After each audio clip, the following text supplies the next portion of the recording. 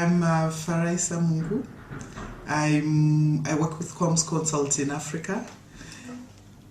We've been working on the 3ie project for the last 6 months, and my responsibility involves coordinating the 3ie activities in Africa.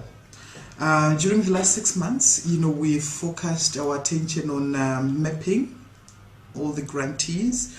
We have 37 grantees, the largest number of grantees across the whole consortium.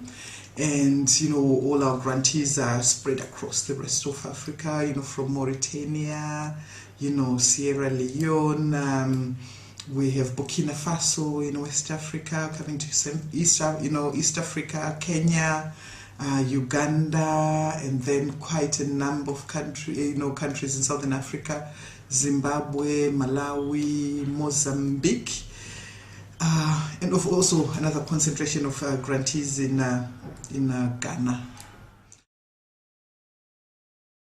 The exercise was quite an intensive exercise because what it involved, during this stage was looking through all the documentation that was submitted by the grantees, and in most cases these are quite long documents of more than 20 pages each.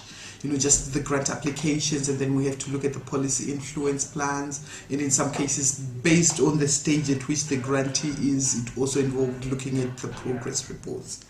But it was a very useful exercise in the sense that it gave us an opportunity to begin to sketch and understand who these grantees are, where they are at, what are their strengths, what are their weaknesses.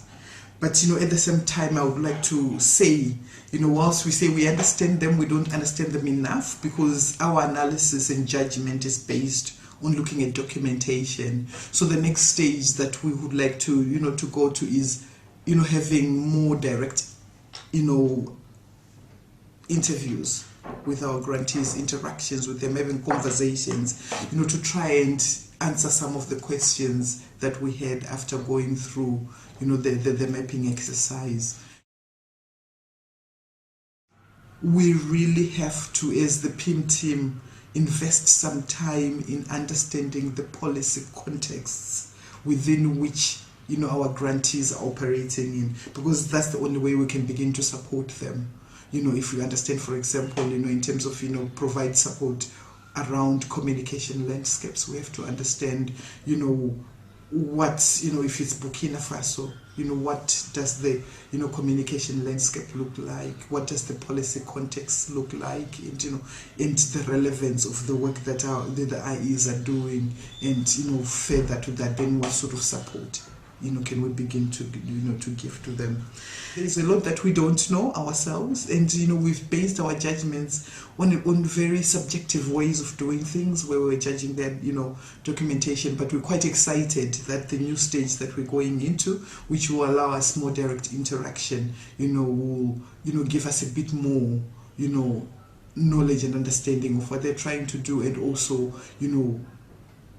allow us to begin to sort of work and support our grantees, and work together with them as they do their different input evaluations.